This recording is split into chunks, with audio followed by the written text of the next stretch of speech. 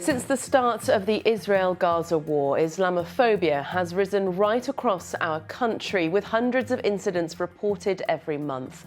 Although the war is thousands of miles away, anti-Muslim hate crimes are happening here on our streets, leaving many British Muslims fearful for their safety. So what's it like to be a British Muslim today, and how do they feel about their future in Britain? I'm Cari Davies, and this is What You Need to Know. Hello and welcome to today's episode of What You Need to Know. Joining us today is ITV News political correspondent Shehab, who's been speaking to and hearing from many British Muslims over the past few months. Welcome, Shehab.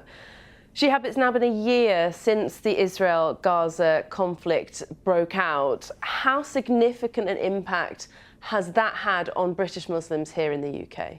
Yeah, it's been a challenging year, to say the least. I think we've all been watching the atrocities unfold. Conflict is never easy, it's never nice, but we've seen things change quite dramatically here in the United Kingdom over the last 12 months or so as well. We've seen mass protests take place on our streets from all over the UK. Cities across the UK have seen thousands and thousands of people turn up to protest because they've been calling for a ceasefire. We've seen British Muslims in particular go to the ballot box during a general election this year to vent some of their frustrations at the fact they feel that a lot of politicians are simply not expressing what they would like them to express. We've also seen people just generally posting more on social media about this conflict than we've seen before. It's a conflict that's gone on for quite some time, but this is the first time that we've seen such relentless and frequent posts time and time again. So things have definitely changed. It's been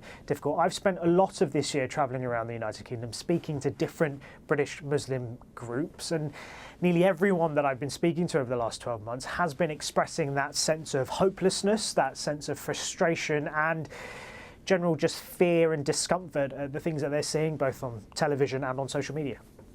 As you mentioned, there have been lots of marches that have taken place up and down the country this year. You've spoken to one family in particular that attended several of them. Tell us a bit about their experience and what they relayed to you about that.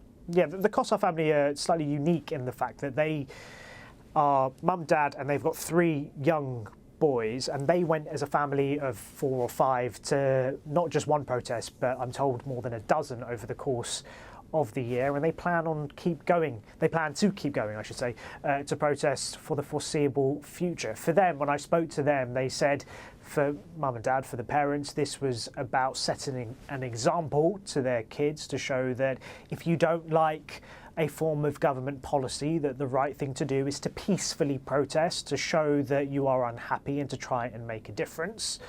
They said they felt it was incredibly important to teach their kids that lesson. For the kids, when we spoke to them, they were saying that they had seen some of the images online, they had seen what other children their age were going through because of this conflict, and they wanted to be a voice for those kids who don't have a voice right now and aren't able to express how they feel because they are busy living in a war zone. So a very different experience. Interestingly, when I did speak to them about some of the comments that had been made about the protests by some politicians, they were described as hate marches. When I asked them about whether they felt intimidated by being there, because at times there have been clashes with the police, as we've seen, they were A, disappointed that politicians had vilified them, but B, they kept saying that it was a peaceful atmosphere. One of the kids described it as a bit like a festival. They seemed to really enjoy going out and protesting and meeting other people that had a similar viewpoint. And I think above everything else, the family kept insisting that this was about using their right as British citizens to just express the fact that they were not happy with government policy. They weren't happy with the direction the government was taking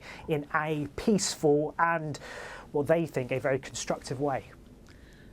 It hasn't been an entirely risk-free experience, though, for everyone that's attended these marches. You know, you mentioned that family, some of the comments that they noticed, weren't particularly nice, but you've also spoken to people who've actually received sort of direct abuse on the way home from attending these protests, haven't you?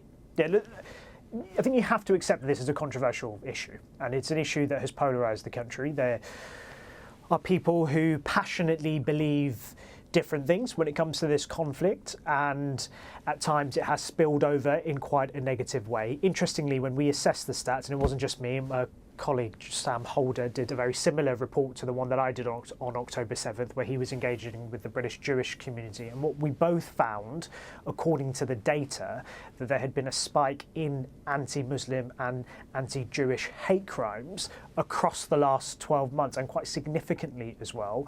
We did speak to an individual who had attended a protest, a Muslim woman who wears the hijab, a headscarf, and she spoke about how she was verbally abused after attending one of the protests as she was walking home. And she's one of many. There were many examples that we found as we were doing our research for the piece of a lot of people that had gone through that. In the same way, when Sam was doing his piece, he found exactly the same thing. There were a lot of Jewish people who now feel uncomfortable walking around the United Kingdom being identifiably Jewish because of the anti-Jewish hatred that they are having to deal with.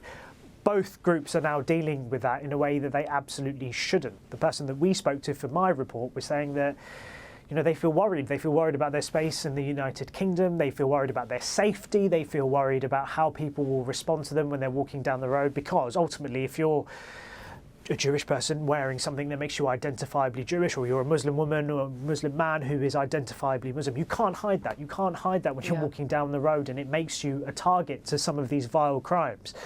Interestingly, when I've spoken to the police about this, they've been talking a lot about the work that they've done to clamp down on it, to make sure that there are strict punishments and quick enforcement in place.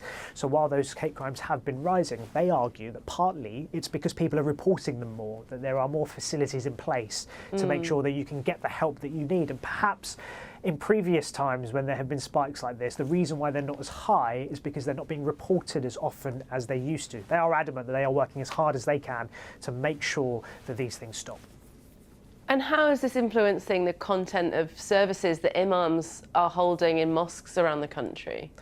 Yeah, so this was another part of our piece. We actually went to a couple of mosques, particularly in the Midlands, to just discuss a year on whether or not this was something that was still being spoken about, whether it was something that was still on people's minds. We spoke to those who were attending the mosque, and we spoke to some imams about the sermons that they're giving when they're holding big communal prayers on Fridays.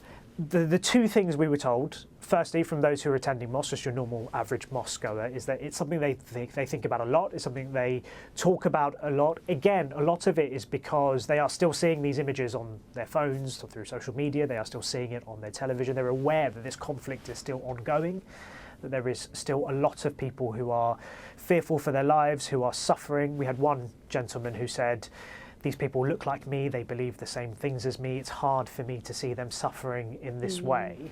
You've got to remember, a lot of these people are just innocent civilians who are suffering, and I think that's what makes this such a powerful thing for so many Muslims. The imams that we spoke to said that they are still mentioning it almost every Friday when they have that big sermon, because they don't want to seem like they are turning a blind eye when there are other Muslims who are suffering around the world. So they are still regularly raising money for charity, they are still regularly praying, they are still regularly mentioning it in their sermons. So it is something that's ongoing. The other thing that they all mentioned were safety concerns. We've just spoken about those individuals who have been targeted because of hate crimes. That is also something that has come up in mosques up and down the country, which is something that we found. It may not necessarily be linked to October 7th, but after the riots and after what we saw just a few months ago, it is something, because mosques were targeted, that mosques are talking about. And again, when we spoke to imams, they spoke a lot about the work that they've done with the police and the cooperation they've had with the police to try and make sure things are safer and just to ease concerns, because many at the moment are worried that they are being targeted. And that worry and that concern for the people who are suffering has influenced a general election here. How did that play out? Yeah, and I think when you're assessing the overall impact of this conflict on the United Kingdom, looking at the general election results, I would argue is one of the biggest impacts that we personally are experiencing. There are now four independent MPs who were elected on pro-Gaza platforms at the last general election. That's a sizable number. they were all voted through in areas that had a high British Muslim population. They all campaigned on a pro-Gaza platform, basically arguing that both major political parties, Labour and the Conservatives, were just simply not representing those who were calling for a ceasefire strong enough, and they won. And they are now sitting alongside Jeremy Corbyn in a political alliance. It's a group that now has 5 MPs in it. It means that they are almost as influential as Reform UK, Nigel Farage's party. That's quite a sizable bloc. And that's a change. That's a change to our political landscape. When I've been speaking to community leaders around the Midlands in particular, they're telling me that they think this is a change to our political landscape forever, that it's opened the eyes to different communities that actually you don't need to vote for the 2 main parties. You can actually elect someone who's free of being part of the party machine, who can serve as an independent in these seats. And I've been speaking to Labour MPs in particular about this, and it's actually something they're quite concerned about. I had a couple of Labour MPs tell me that ultimately, when you're a politician and when you're elected to Parliament as a member of one of these major parties, there are restrictions on you. You can't always speak freely because you are thinking about what your party leader's doing, you're thinking about what your party has asked you to do, you are thinking often a few steps ahead, you get instructions from leaders' offices about how you should vote on certain things. The independents don't have this. They are free to do whatever they feel like, whenever they feel like.